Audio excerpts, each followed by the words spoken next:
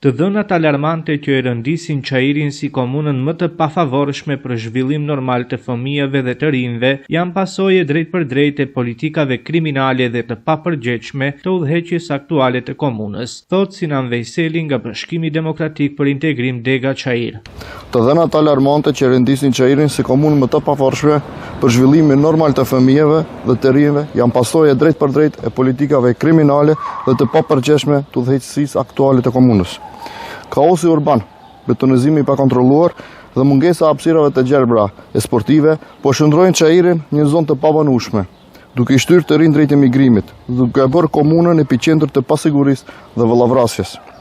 Kjo situatë është rezultati një klike të pasuruar në kurriz të qytetarëve, e cila për 20 vite e ka shndruar Çajirin në një katastrofë urbane dhe sociale. Kërkojmë dorëheqjen e menjëhershme dhe përgjegjësi nga udhëheqja e dështuar, që Çajiri të mos përjetojë me kurrë një tragjedi të tillë. BDI Çajir nuk do të lejojë që ardhmja e qytetarëve tanë të mbetet peng interesave kriminale.